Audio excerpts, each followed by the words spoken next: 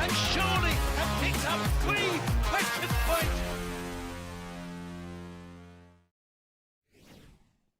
Welcome to Orient Live. The O's are back in action this afternoon and we're here in E10 as we prepare to face Reading as the O's hope to bounce back to winning ways. I'm Ollie Buck and I'm delighted to be joined in the studio this afternoon by Orient legend Jabo Abire and journalist Brendan Pitcher. Here we are, guys. It's been 5 games without a win. We want one today, don't we? Yeah, we could do with them. And it was improved performance last week, I think, against a very, very strong Cardiff team. And we gave as good as we got.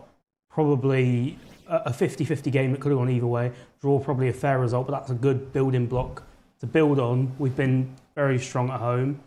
Reading in good form, a good side, but one of those where if we play to our levels that we can play, I think it's one that's a very winnable game. That was the feeling around last week, wasn't it? It was a bit of a stop the rut moment. Christmas was not good. To get a point against the league leaders, good individual performances, good team performance.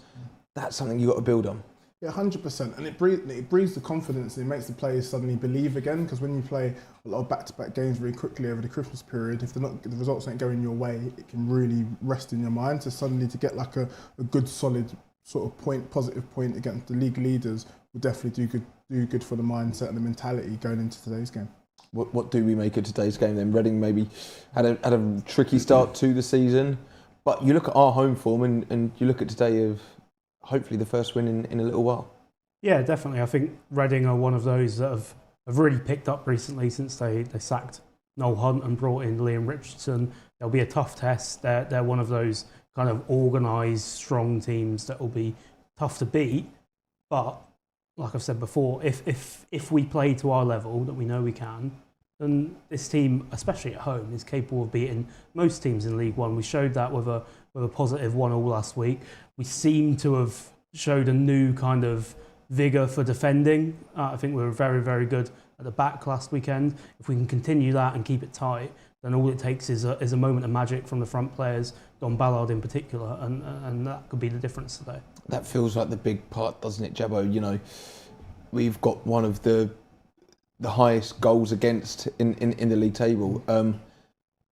We kept Cardiff out, but we need to kind of go on a run of trying to keep another clean sheet and trying to get back to what we know about a Richie Wellens side with strong defensive displays. And that's it, you know, that's in recent times, that's what Orient's been based on, a Richie Wellens kind of style team that's really strong at the back.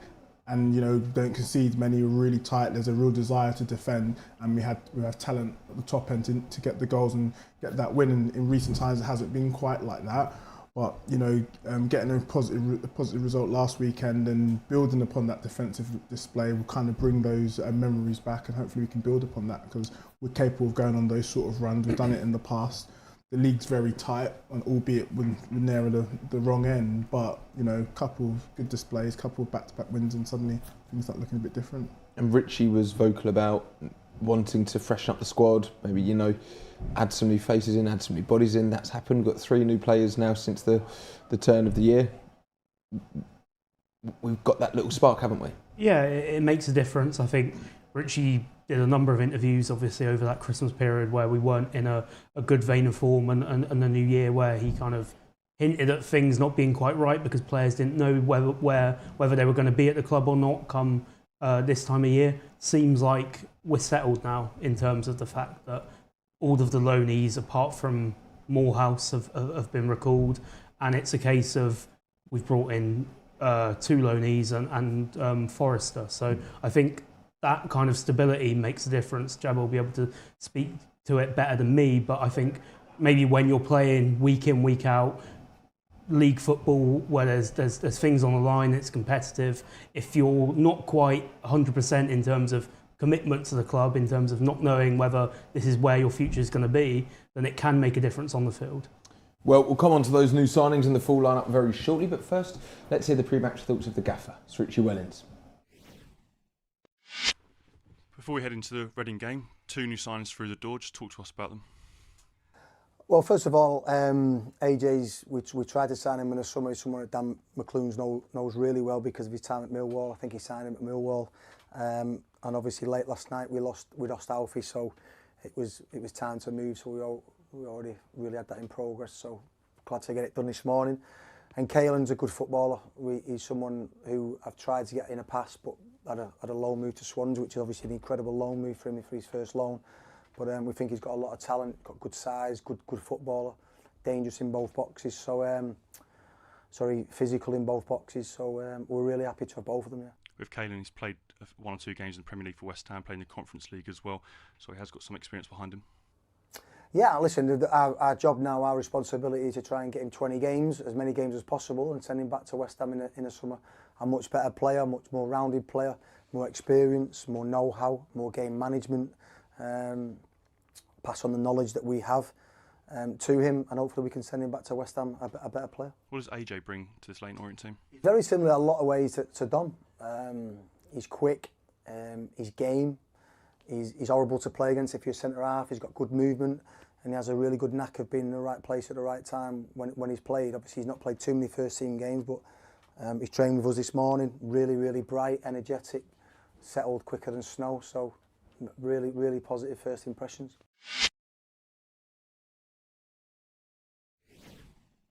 Right then, let's take a look and see how the O's shape up then for this afternoon's fixture against Reading. Starting in goal for the O's, it is 33 Killian Cahill. It's the same formation as last Saturday, with a back three with Jack Simpson, Will Forrester and Tom James occupying those 3 central defensive roles. The captain, Theo Archibald, starts in the left wing back position with Sean Clare on the opposite side of defence. He replaces Michael Craig. Charlie Wellens also comes in, who partners Tyreek Bakinson in midfield. Ollie O'Neill is there in that 10 role, with Don Ballard up top with his new strike partner AJ Matthews, and on the bench is Dan Happy, Dimitri Mitchell, it is Michael Craig, we have Kelia Casey, Josh Koroma, Jack Morehouse and Azim Abdullahi. So that's how the O's shape up. It's pretty same to last week. Yeah, I think it's a case of maybe bringing Charlie Wellens in terms of the fact that maybe just a bit more creativity in midfield in a game where we probably expect to have a little bit more possession than we did against Cardiff. So we know about what Charlie's strengths. He's really good on the ball. He's intelligent. He just does the right things at the right times. And then, as Richie alluded to, the bit of a blow where Alfie was obviously in the team all week in the lead up to training and then got recalled quite late on. But it sounds like it's almost like for like in terms of AJ Matthews coming in. It's a big day for him, but I'm a fan of the fact that it's a strike partnership because Don Ballard is unquestionably our biggest threat going forward. And sometimes when he's playing up front on his own, I think he's doing too much in terms of the defensive work, the leg work, and that can tire you out. And that can mean when you get in those dangerous areas, you're just not quite as fresh as you are if you're playing a front two and you've got someone else alongside you who's doing the donkey work, doing the leg work, pressing from the front. And so hopefully this leads to don't need an improvement from Don Ballard, just a bit more freshness from him in terms of when he gets in those dangerous positions, he's got a bit more legs, he can take a man on, because that's unquestionably our biggest threat at the minute. You don't see many strike partnerships in the modern game, Jabbo. You were part of a few yourself, I'm sure. We saw it last week against Cardiff, where we did benefit from kind of having that too against a good defence, and it worked. So is it sticking with something that we know worked last week, and hopefully it'll work again today? Hopefully so. I think 2 is always better than 1 for me. Obviously the modern game's kind of changed at times, but I think 2 strikers you have, and what we find as well is that it just gives the defence something to think about, because sometimes when it's just 1 striker, the defence can smother them. If they don't make it stick well enough, someone can nick it from the front. When they've got 2, the defenders, central defenders, can't really take that gamble to have to keep the position. So then it keeps them back and allows more space for your 10, etc. But I think as we're having a strike partner as well, you can share the load.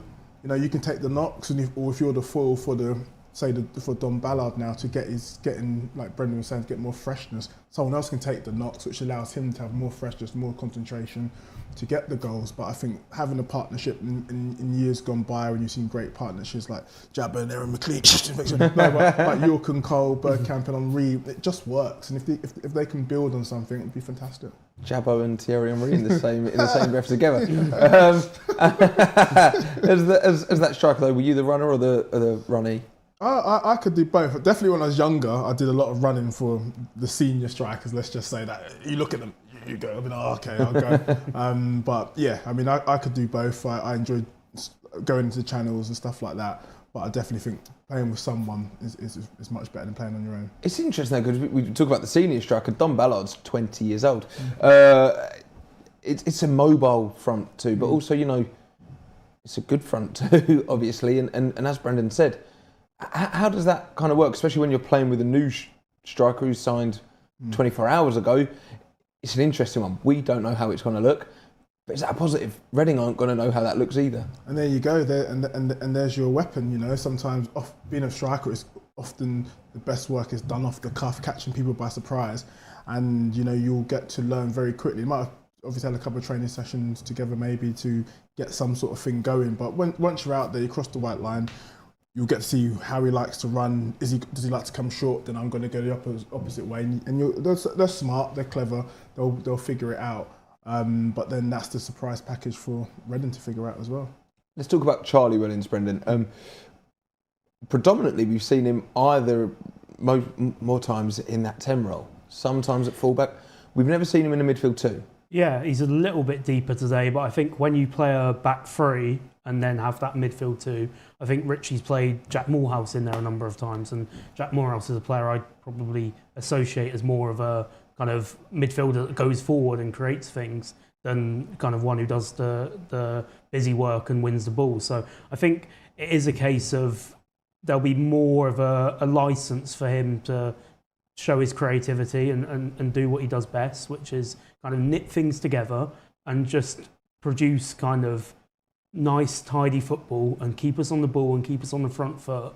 And I think that's what's required today, because Cardiff was a different threat in terms of the way they play is so extreme. They're like managed by a former Man City youth manager. They knew they're going to have 60-70% possession of the ball no matter what happens. Whereas Reading at home, a different type of manager in Liam Richardson, a little bit more direct. And I think it's going to be a case of Orient are going to see more of the ball today. And so if that's the case, you want someone like Charlie Wellens on it, because as we're seeing from these clips, he's got great ability on the ball. It's an interesting one, isn't it? He kind of came in late and he added something when he did come in. It's a new role for him, Jabbo. Yeah, it definitely is, but he has the quality and he's a smart player. And sometimes when you're clever and you pick up good positions and you can do good things with the ball, then as long as you're out there and you're positive, you're thinking, you're not sort of like worried about whether you lose it or not. And he's just someone who wants to do positive things and a forward thinker. It's good to have him out there. And he's scored some big goals. He's scored some good goals as well. How do you imagine his play style will balance with Tyreek in there? Yeah, I think two good players on the ball. I think Tyreek maybe will do more of the defensive stuff in terms of winning the duels, going up for headers, trying to win the ball back. Whereas I think Charlie might have that little bit more license to get on the ball and make things happen. I think that's an important distinction from Richie today. I think sometimes when you line up with a back three or a back five, it can be a little bit negative, especially at home in a game where I imagine many Orient fans will be turning up today expecting us to be on the front foot, expecting us to get a win. But having a player like Charlie in that midfield too just tweaks the balance a little bit in terms of in our favour, in terms of getting on the ball and being a little bit more creative and attacking. Absolutely right. We've spoken about him, so now let's hear from the man. It's Charlie Wellens giving us his thoughts ahead of today's clash. Firstly, Charlie, let's reflect on the weekend. A positive point against a very strong Cardiff City side. Yeah, very positive point. They're right up there. Great team, and I think we just stuck it on them, put a lot of pressure on them, and obviously they had a few spells here and there, but I thought we did really well. and it ended a bit of a tough run of form. Would you say coming into the training ground this week, you felt a bit of a lift in mood? Yeah, obviously a good result like that always, improves everyone's, how everyone is. And I think everyone's just excited to push on and really get our season properly going. And we've got Reading up next, the team that you know very well. How did you find your time when you were there? It was good. I was mostly with a 21, so made a lot of friends there. Did a lot of 21s games, but didn't really get involved with the first team that much. So yeah. And it was a narrow defeat when we visited them earlier in the season, but a game that we didn't play too badly in, and were perhaps quite unlucky to come away with a defeat. Would you say? Yeah, I can't remember the goals that much. I think Eddie scored a good goal, and I think we played really well. But I think they scored a deflected goal, and it was just overall a bit unlucky. But it'll be good to try and get that back. And it's a third straight home match as well. How important is it to try and build up a bit of form at home heading into this new year? I think overall our home form's been really good this season. Having the fans backing us, I think it helps us so much. And I think good few home games on the bounce, I think it'll do as well. Yeah, you mentioned the home fans there. They were really loud on Saturday and supporting the team throughout, weren't they? Yeah, the home fans are always top. They always give us a little bit extra, so they're always great.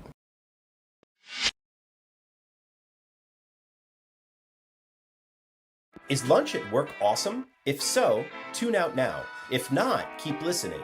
Picture this: chef-made meals from local restaurants brought right into your workplace. No sad sandwiches, no tired menus. By tapping into the local restaurant scene, Fuda powers workplace dining for companies across the U.S., giving teams flavor, convenience, and authenticity.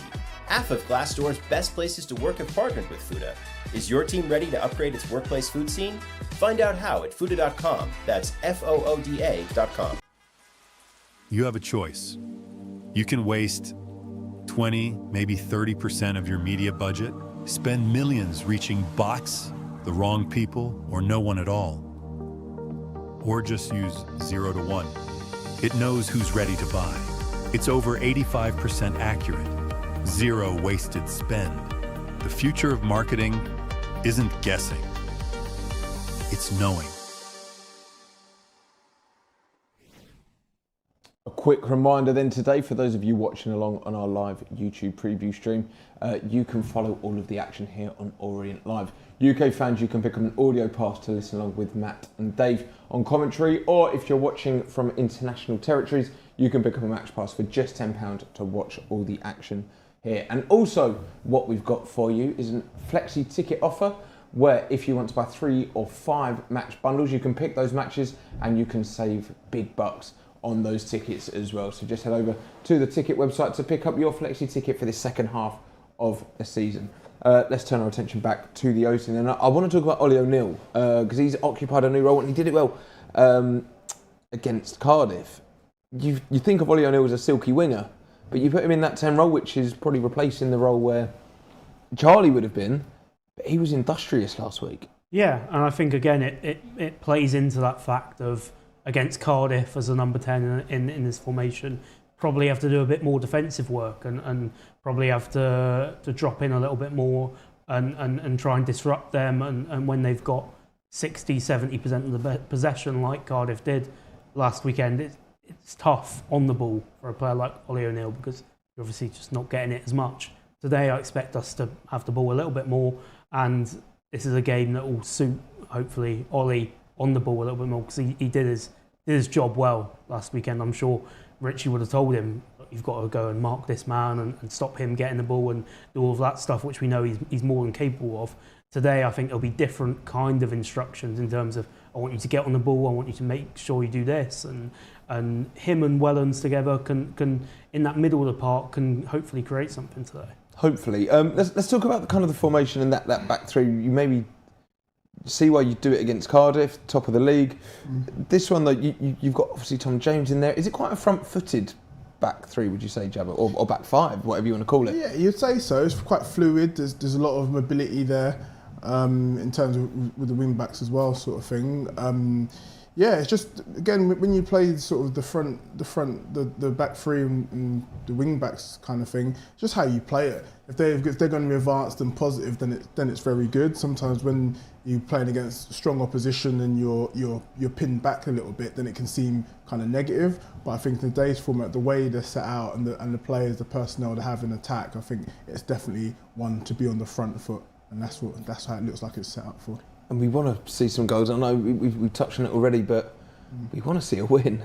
Oh yeah, it will be massive, because it is getting to that stage where you're just looking over your shoulder a little bit. The league table is starting to take place. It's so bunched up there in League One at the minute, where we go on a run and we could be talking about the playoffs again. It's not out of the question, but also at the minute we just need to get ourselves clear of relegation and far away from that as possible. So today against a strong Reading team, but like I've already said, a Richie Wellens Orient team, especially this season, we've been really, really good at home, even against some of the better teams like we proved last week. We can go in and put in a performance, and you're expecting a result really today.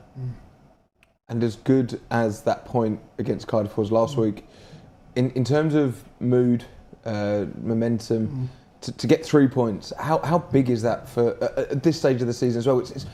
Is it too far to go to say that it's almost season defining? I wouldn't say necessarily season defining, but it can be in a sense of, you know, how far and what do we really believe, can we still have those aspirations of getting into the playoffs and things like that. Then you need to kind of start turning that corner now, in a sense. But there's still plenty of games to go, considering how tight the league is. So I wouldn't just say it rests on this game, but we have a goal scorer scoring lots of goals. You know, if we can just get back our defensive, you know, solidity a bit better, we can have a go. You know, and we've done it before. We've gone on runs, and Richie can surprise us at times with certain things. And one thing they've shown us: never say never. We never kind of give up. So whilst we're still there, I think we can still do something. Just need to get the results there. 3 points would be good for the O's today, but kickoff is just under 10 minutes away. So let's turn our attention to the visitors, and it's the Royals here today, and let's see how they shape up for this afternoon's fixture. Starting goal for Reading is their number one. It's Joel Pereira. Finley Burns and Paddy O'Connor start in the centre-back positions, with Andy Yeardom and Gerald Dorset on opposite sides of defence. Charlie Savage partners the captain Lewis Wing, and in the wide positions is Daniel Kairoa and Matt Ritchie. Cammy Doyle plays in the 10 role, with Jack Marriott leading the line for Liam Richardson's team. Jack Stevens, Michael Strickland, Ashkar Ahmed, Liam Fraser, Will Keane, Kelvin Ehibataman and Paddy Lane all start on the bench for Reading. We touched on them already, but what's your overall take on this Reading side, Brendan? Yeah, they had a mixed start, and obviously everything that has gone on at that club over the last 2 or 3 years, where it feels like they're starting to turn a corner, and it is a case of they've got rid of Noel Hunt and they've brought in Liam Richardson, who's a manager that's won this league before. He's experienced, he knows what it takes to get out of this league, and it seems like they've turned the corner. And let's not forget, Reading are a big club at this level. I think they've been here for a couple of years now, and everyone kind of thinks, oh, it's just Reading, but this is a club that was in the Premier League just over 10 years ago. So it is a big club, with a big fan base, with owners who are looking to get back into the Championship, and it seems like a case of Liam Richardson's come in, he's been backed in the transfer window already. They've got Will Keane on the bench today, who's a player that Richardson has worked with before, and it shows the kind of levels in this league at the minute in terms of Orient. We want to be there, we want to be fighting for promotion, but there's so many clubs who have, in recent times, like Reading, have just gone under the radar a little bit, that are on a similar path, that also want to be up there. So yeah, a tough game today, and I expect Richardson's side to be very competitive and hard to beat, but also one where I think we can make an impact. You've described it as turning a corner. I think it's a bit of a handbrake turn, going 90 miles an hour around a corner. They've beaten Stockport in their last game. They beat Reading 2-0. They drew with Peterborough, who were on a phenomenal run themselves.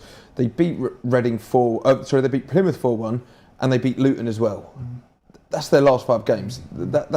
I think that's more than just turning a corner. They're a dangerous side. Yeah, you look at some of the players that you named in the lineup and the experience some of them have. You know, they've won promotions. They're a good solid team with a couple of like lively players. So you can't take them lightly, but it's another fair test to see where we are at this moment in time, especially after coming off the back of a good positive display against Cardiff. So it will definitely give us a leveler to see where we're really at this moment in time. But then if we do the right things and do well, you know, it can catapult us past the second stage of the season for us. Who are the real danger men for you here, Brendan? Lewis Wing for me is one of the best players in League One at this moment in time. I think he's one of those players where, again, he's been at Reading for a couple of years now, and he's been with them even during their struggles. But he's a classy operator in that midfield position. He can pick out a pass. He's got an eye for the spectacular. I think he scored a number of goals from outside the box over the last few years, and I think he's one where Richie will be looking today to be like, if we can stop Lewis Wing playing, then we can stop a lot of Reading's threat going forward. So yeah, he'd be the one to watch for me today. Jabbo, some goals scored here. You know, they've scored in all of their last 5 games. We need to be on it defensively against these guys. Yeah, we have to. I mean, they've got like goals amongst the team. They've got some people that can really do some good curlers from outside the box as well. So we've got to be on it. We've got to close down the spaces. We've got to be tight. We've got to communicate really well. But it shows some of the display we showed last week against Cardiff. You know, that hunger, that appetite to defend and really like grind it out. And then we know there's goals going forward. We know we can be a threat. But it's just trying to get that defensive solidity that we've always had, getting that back and getting that belief back, and hopefully we can push forward. I mean, Brendan, we've touched on it already, but you know, we're making our way out here in E10. Put that Wimbledon game aside, our home form's been good. We need to double down on that today. Yeah, definitely, and that's the hope in terms of another home game after last weekend. The team will hopefully be confident. They can build on past memories, and there's no reason why they can't put in another solid performance that gets a result today. Are you confident today, Jabbo? Yeah, I mean, I just want to see a good positive display. I want to see things going in the right direction, and then to build upon that. But yeah, I'm fairly confident. What way do you see it going? I think it'll be cagey. I think it'll be tight. I think we might edge it 2-1. I'll take it. I'll take it. Well, the kickoff is very much upon us. So, before we hand over to our commentators, one more time, up the O's. We'll see you at half-time for the rundown. But Dave, Matt, over to you. They both enjoyed success at Wigan Athletic. Paddy Lane, a striker, he hasn't played since November when he suffered a knee injury. The former Portsmouth man could feature this afternoon, Matt. Yeah, look, they're in good form, aren't they, Reading? No doubt about it. Incredible to see the change in form, and of course they ran out victors in the game at Reading earlier this campaign. And you look at their team, they look at their starting lineup, there's certainly experience and youth and quality as well, with the likes of Marriott, Ritchie, Pereira and Doyle. Savage growing week in, week out, and Lewis Wing, again an experienced player, very good at set pieces. I think they'll be a very tough opponent for the O's this afternoon. They've won 4 in a 5-match unbeaten run. It's the best return of any side in the division over Christmas. Yeah, and the manager as well, Liam Richardson, since coming in, has used his own experience all those years working with the likes of Paul Cook in successful teams, Wigan Athletic, Portsmouth to name a couple. He's got his opportunity at Reading and he's looking to build, push on. I think there's perhaps a different mentality now, certainly in the boardroom, one of optimism around the club, and they'll be looking to push on into that top 6 come the end of the season. I think it's fair to say it's been a stop-start season so far for the O's. They need to follow up a positive performance with another, and it certainly was positive last weekend against the leaders, Cardiff City. Certainly a good performance, but only a point, and the O's are going to need more than points if they are to push themselves away from that dreaded bottom 4. And the form at home has been reasonable this campaign, but it's the story of Orient good in front of goal, perhaps not so good defensively. Let's hope that is going to change. New bodies in the building, as you say, a defender on the bench this afternoon, Caelan Casey, and AJ Matthews gets his first start. And we welcome this afternoon Ralph Bernard and the TCM Club. It's their 10th year that they've had a weekend, travelling all the way from Wiltshire. 25, I think, have made the journey this afternoon. And Ralph and his friends looking for a positive result from the O's this afternoon. Leyton Orient in the first half will be attacking the Tommy Johnson stand. The Reading supporters are massed in the East Stand opposite from where we're sitting. Leyton Orient in the all-red kit, of course. Reading with the blue and white hooped shirts, blue shorts, blue socks. Elliot Bell just checking with his 2 assistants, and it's Leyton Orient to get this game off and underway, and the first touch will be from Ollie O'Neill. Yeah, you'd have to assume that Reading have won the toss of the coin there and decided to turn Orient around, because I'm sure the O's would prefer to be attacking the Tommy Johnson stand in the second half. That won't be the case this afternoon. The ball goes back